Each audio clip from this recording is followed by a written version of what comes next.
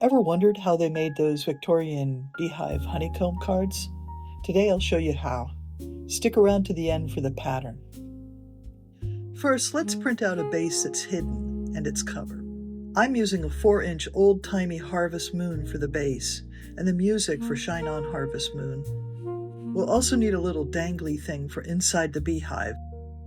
It's time for tools. If you don't have a Cricut or a Silhouette Cameo, you could use one of these compass circle cutters. Very cool. It's adjustable so you can cut a series of circles.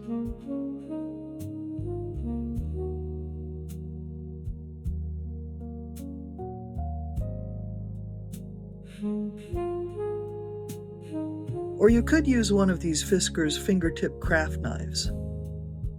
Wait, oh yeah, that's right.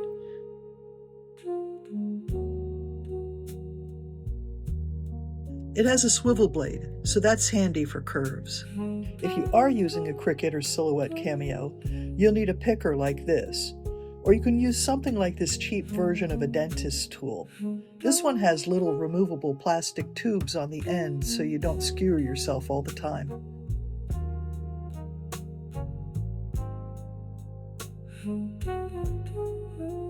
A handy pair of tweezers, straight or curved edges, an awl for poking holes, a bone folder for smoothing things down, a glue stick and some adhesive spray, a spool of silk bobbin thread.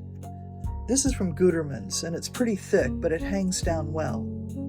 I'd used a polyester cording thread for the earlier project and it doesn't hang down straight. So I suggest something that does drape well, like silk thread. You'll need a pair of scissors and an X-Acto knife. I have an old Silhouette Cameo too. It still works, but the blade needs to be replaced. I've ordered one, but it hasn't arrived yet. This is what the cutting pattern looks like. For such a cool machine, it makes the ugliest sounds.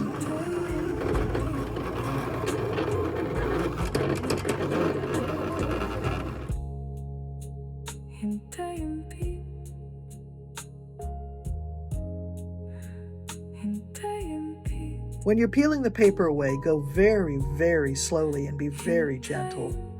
Take your time because you don't want to tear the little paper bridges on each circle.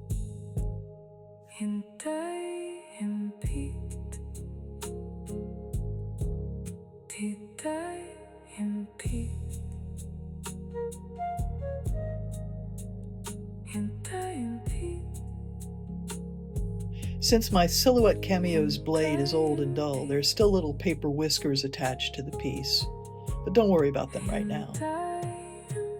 I like to clean the cutting board immediately, which also takes some patience.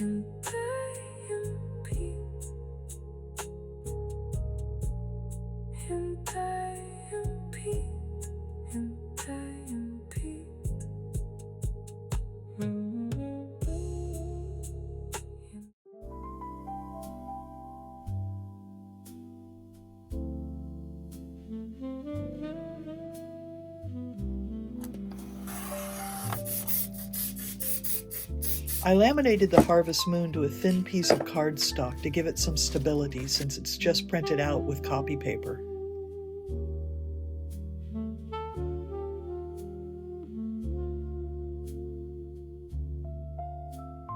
I cut out 2 of the dangly bits and glued them back to back, sandwiching the silk thread between them.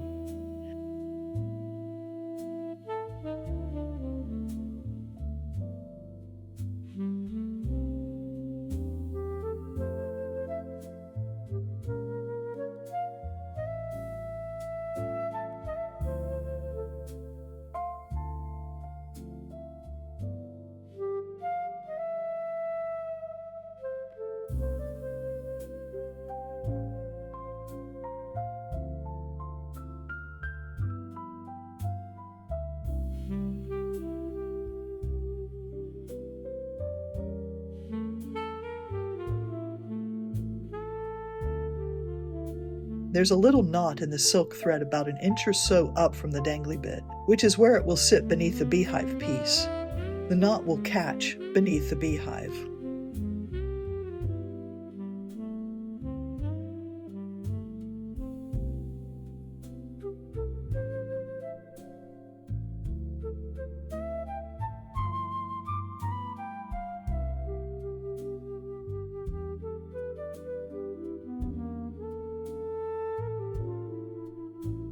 Punch a hole in the center of the beehive for the silk thread to pass through. I suggest you punch the hole from the underside because the direction of the hole in the paper will help you thread the silk thread through it.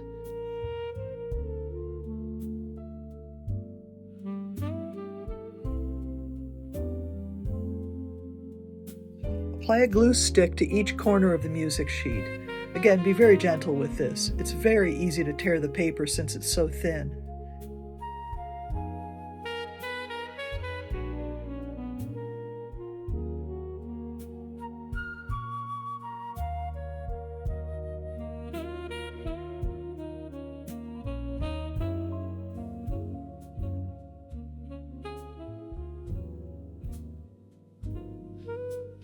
If you've missed any areas, you can add glue with a tiny paintbrush.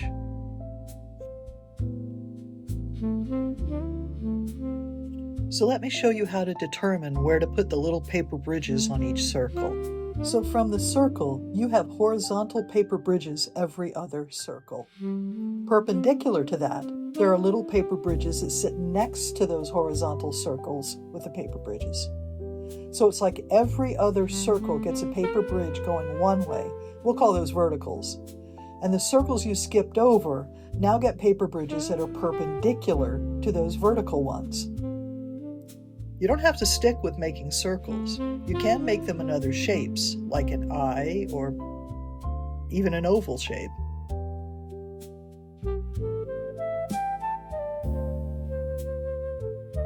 Really small ones are much harder to make, though, since the circles have to be cut so close.